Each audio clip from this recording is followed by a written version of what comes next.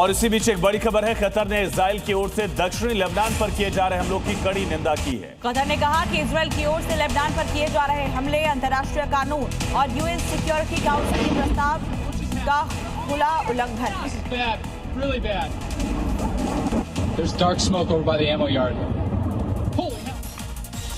भीषण जंग के 13 दिन बीत जाने के बाद सबसे ज्यादा ईरान का तेहरान शहर प्रभावित हुआ, जहां इजराइल और ईरान की लगातार लड़ाई दिख रही है और इजराइल और अमेरिका की मिसाइलें तबाही बनकर बरस रही। इजराइल अमेरिका ने ईरान को पूरी तरह से बर्बाद करने की कसम खा रखी है, जबकि दूसरी तरफ ईरान भी एक कदम पीछे हटने को तैयार नहीं है। इजराइल अमेरिकी मिसाइलों ने पूर्वी तेहरान के कमांड मुख्यालय को निशाना बनाया। एक के बाद एक धमाके से पूरा इलाके में हड़कंप मच गया। भीषण जंग के बीच इजरायली पीएम बेंजामिन नेतन्याहू ने कहा कि हवाई हमलों में ईरान के बड़े परमाणु वैज्ञानिक मारे गए हैं। और अब दिखाते हैं आपको इस वक्त की 5 बड़ी खबरें। मिडिल ईस्ट में बढ़ते तनाव के बीच पीएम मोदी ने ईरान के राष्ट्रपति से फोन पर बात की। आम लोगों की मौत और सिविलियन इंफ्रास्ट्रक्चर को हुए नुकसान पर गहरी चिंता जताई। पीएम मोदी ने भारतीय नागरिकों की सुरक्षा, जरूरी सामान, ऊर्जा की निर्बाध आपूर्ति पर जोर दिया।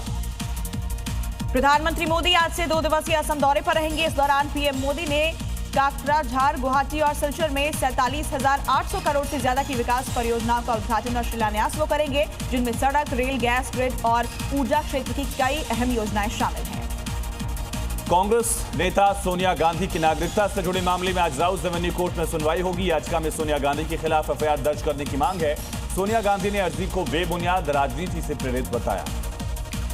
पिछले साल हुए बरेली बवाल के आरोपी मौलाना तौकीर रजा की जमानत याचिका पर आज भी इलाहाबाद हाईकोर्ट में सुनवाई होगी। मौलाना तौकीर रजा ने कोतवाली थाने में दर्ज एफआईआर के मामले में इलाहाबाद हाईकोर्ट से जमानत देने की गुहार लगाते हुए याचिका दाखिल की है।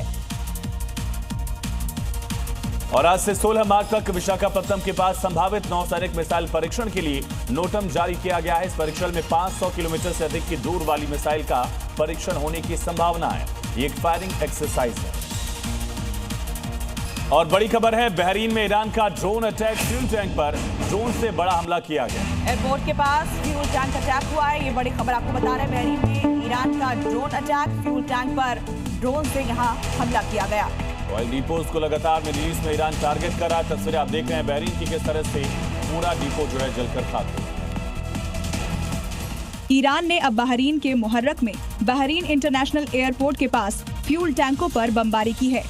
ईरान की इस बमबारी में इजराइल के फ्यूल टैंक बुरी तरह नष्ट हो गए हैं। अटैक होते ही फ्यूल टैंक में भीषण आग लग गई। ईरान के हमले के बाद स्थानीय प्रशासन ने लोगों को अपने घरों में ही रहने और घरों की खिड़कियों को बंद रखने की चेतावनी दी है। टैंकों में लगी आग इतनी भीषण है कि वो लगातार फैल रही है। जंग में ईरान अमेरिका को बख्शने के मूड में बिल्कुल नहीं है। मिडिल ईस्ट में अमेरिका के हर ठिकाने पर वो अटैक कर रहा है। तबाही के सबसे भयानक सबूत सामने आए हैं। ओमान के बंदरगाह पर ईरान ने भीषण ड्रोन अटैक किया, जिससे वहां भारी तबाही मच गई। करीब 3 दिन पहले इजराइल ने तेहरान के तेल डिपो पर हमला कर दिया था, जिससे हमलों के बाद कई जगह भीषण आग लग गई और आसमान में धुएं के गुबार उठे। तो वहीं प्रतिशोध में धधक रहे ईरान ने ओमान के सलालाह पोर्ट पर ड्रोन हमला करके फ्यूल स्टोरेज टैंकों को निशाना बनाया। ईरान की ओर से किए गए इस हमले का वीडियो भी सामने आ गया है। इस हमलों से साफ पता चलता है कि ईरान की ओर से एनर्जी साइट्स को लगातार टारगेट किया जा रहा है। अटैक के बाद इन टैंकों में भीषण आग लग गई। हमले की वजह से काला धुआं फैल गया और आग की लपटें निकलने लगी।